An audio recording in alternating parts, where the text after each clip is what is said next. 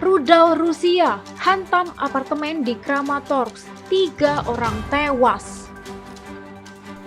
Sidang duplik Putri Chandrawati dan Richard Eliezer. Menteri Perdagangan larang minyak kita dijual online.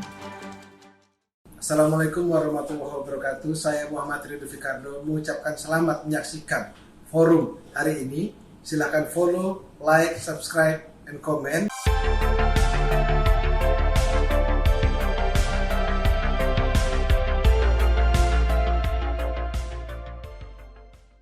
Halo Sobat Forum Keadilan, bersama saya Puspita Chandra Dewi. Inilah forum hari ini. Perang antara Rusia dan Ukraina masih terus memanas. Kali ini, Rusia melancarkan serangan rudal yang mengakibatkan warga tewas dan sebuah apartemen hancur total. Tentara Rusia kembali melancarkan serangan rudal ke Ukraina pada Rabu 1 Februari 2023 sekitar pukul 21.45 waktu setempat. Akibat serangan di pusat Kramatorsk ini, 8 gedung apartemen rusak dan salah satunya hancur total. 3 orang dilaporkan tewas dan sekitar 20 orang lainnya mengalami luka-luka akibat tertimpa reruntuhan. 2 dari 3 jenazah ditemukan petugas penyelamat saat menyisir puing-puing bangunan. Pihak kepolisian Donetsk melaporkan ada lebih dari 100 polisi yang dikerahkan untuk operasi penyelamatan. Menurut pihak kepolisian, tentara Rusia menargetkan area permukiman di Kramatorsk dengan rudal Iskander-K. Presiden Ukraina Volodymyr Zelensky mengecam serangan ini dan mengatakan bahwa orang-orang yang penuh kedamaian itu tewas tertimbun reruntuhan. Zelensky mengaku pihaknya akan menemukan dan menghukum semua pelakunya karena mereka tidak pantas dikasihani. Putri Chandrawati dan Richard Eliezer menjalani sidang dupliknya pada hari ini, Kamis 2 Februari 2023. Sidang ini merupakan upaya akhir dalam pembelaan mereka sebagai terdakwa. Putri Chandrawati dan Richard Eliezer menjalani sidang duplik pada Kamis 2 Februari 2023 di Pengadilan Negeri Jakarta Selatan. Sidang ini menjadi upaya akhir dalam pembelaan mereka sebagai terdakwa. Putri Chandrawati akan menjalani sidang vonis dalam waktu yang sama dengan sang suami Ferdy Sambo, yakni pada Senin 13 Februari 2023. Sedangkan Richard akan menjalani sidang vonisnya pada Rabu 15 Februari 2023. Menteri Perdagangan melarang penjualan online minyak kita. Sebanyak 450.000 ton minyak kita hanya akan tersedia di pasar tradisional. Menteri Perdagangan Zulkifli Hasan melarang penjualan minyak kita secara online. Suplai minyak kita sebanyak 450.000 ton hanya akan tersedia di pasar tradisional. Hal ini disampaikan Zulkifli Hasan dalam pembukaan bulan literasi kripto di Jakarta pada Kamis 2 Februari 2023. Menurut Zulhan, jika ingin membeli minyak kita, pembeli harus pergi ke pasar tradisional. Pemerintah dan produsen akan menambah suplai minyak goreng kemasan dan curah sebanyak 450.000 ton selama Februari hingga April 2023. Hal ini dilakukan untuk memenuhi kebutuhan masyarakat menjelang puasa dan Lebaran 2023. Kelangkaan minyak kita di pasaran bukan karena stoknya yang menipis, melainkan masyarakat banyak membeli minyak kita lantaran kualitasnya yang tidak jauh berbeda dari minyak premium. Mendak menegaskan minyak kita hanya diperuntukkan bagi masyarakat berpenghasilan rendah. Pertama dalam sejarah, sebanyak 9 hakim konstitusi dilaporkan ke polisi atas dugaan pemalsuan surat putusan. Hakim Konstitusi dilaporkan ke polisi atas dugaan pemalsuan putusan Mahkamah Konstitusi. Laporan itu dibuat oleh Ziko Leonard Jagardo Simanjuntak ke Polda Metro Jaya. Kuasa hukum Ziko, Leon Maulana Mirza, di Polda Metro Jaya pada Rabu 1 Februari 2023 mengungkapkan bahwa mereka melaporkan 9 hakim konstitusi, 1 panitera dan 1 panitera pengganti atas dugaan pemalsuan surat putusan yang di dalamnya terdapat frasa "dengan demikian" yang diubah menjadi "ke depan". Menurut kuasa hukum Ziko, frasa yang berubah ini juga akan mengubah substansi dalam surat putusan tersebut. Perubahan frasa itu ada dalam salinan putusan perkara nomor 103/PUU/20 tentang uji materi Undang-Undang nomor 7 tahun 2020 tentang MK.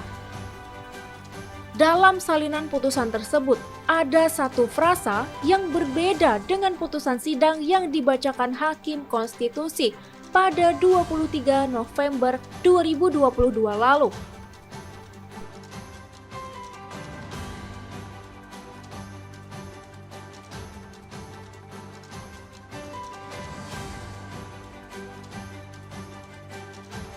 Ziko Leonard menduga ada seorang hakim yang sengaja mengubah substansi itu sebelum dipublikasikan ke situs MK.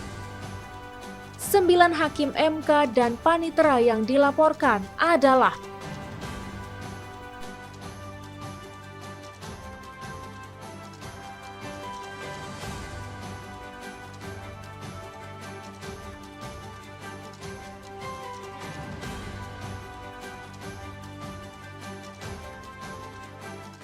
seorang pria berseragam PNS terekam CCTV saat melakukan pemukulan di kota Bandar Lampung. Aksi pemukulan tersebut dilakukan kepada seorang pedagang martabak. Sebuah rekaman CCTV memperlihatkan aksi seorang pria berseragam PNS melakukan pemukulan kepada pedagang martabak di kota Bandar Lampung. Peristiwa ini terjadi di samping Rumah Sakit Graha Husada, Jalan Gajah Mada, Kota Bandar Lampung pada Senin 30 Januari 2023.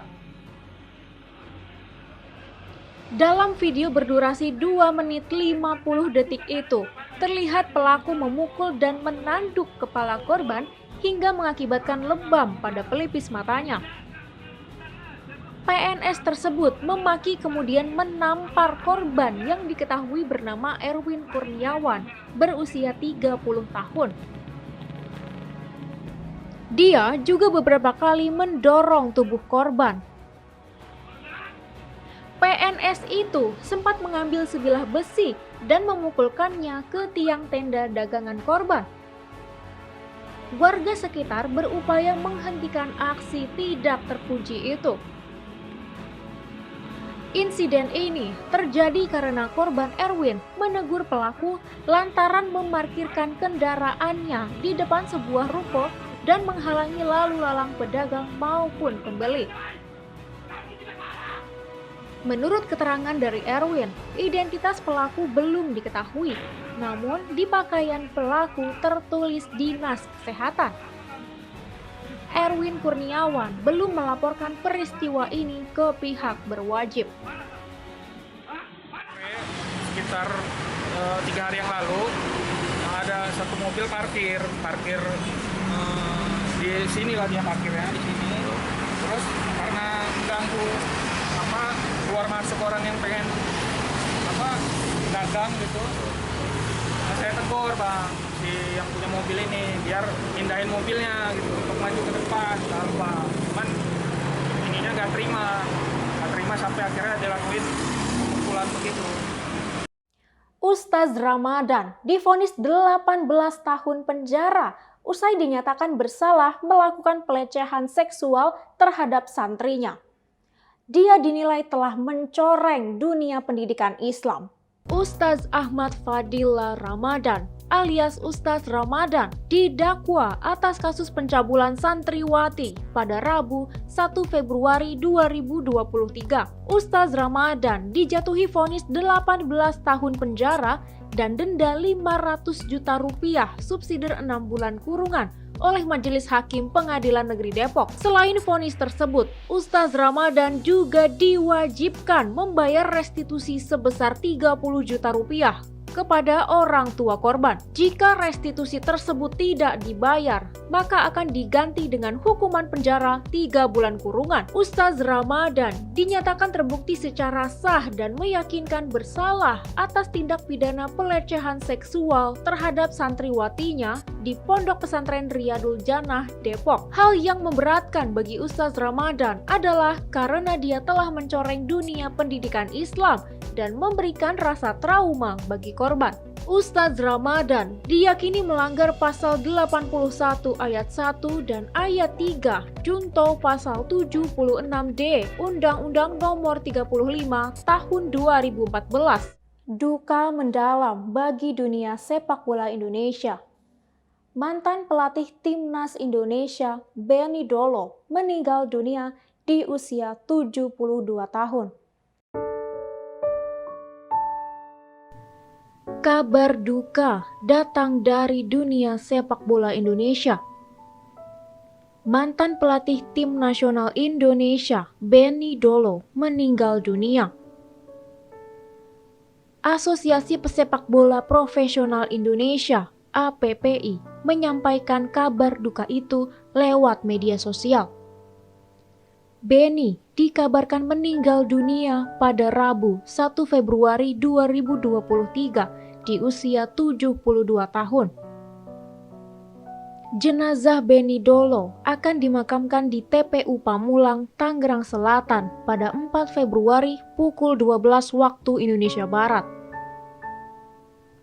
Benny Selvianus Dolo sempat menjalani perawatan di Rumah Sakit Tangerang Selatan pada Juli 2022 lalu akibat beberapa penyakit yang dideritanya. Pelatih kelahiran Manado 22 September 1950 itu merupakan pelatih sepak bola yang pernah melatih Timnas Indonesia dalam 2 periode. Benny pernah beberapa kali membawa Pelita Jaya dan Persita Tangerang menjadi juara. Pada 2008, Benny membawa Timnas Indonesia menjuarai Piala Kemerdekaan 2008 usai mengalahkan Libya. Selama berkarir, Benny juga pernah menjadi pelatih sejumlah klub besar seperti Arema, Sriwijaya FC, dan juga Persija Jakarta. Pemain PSG, Mbappe, alami cedera saat pertandingan melawan Montpellier. Bomber PSG ini terancam absen di babak 16 besar Liga Champions 15 Februari 2023 mendatang. Sebagai starter dan menjadi sorotan ketika gagal melakukan penalti di menit ke-7. Setelah penalti pertama gagal karena ditepis oleh kiper lawan, Mbappe mendapatkan kesempatan mengulang penalti di menit ke-10 namun kembali gagal. Dalam pertandingan tersebut, Mbappe hanya bermain selama 20 menit dan kemudian digantikan oleh Hugo Ekitike akibat cedera yang dialaminya.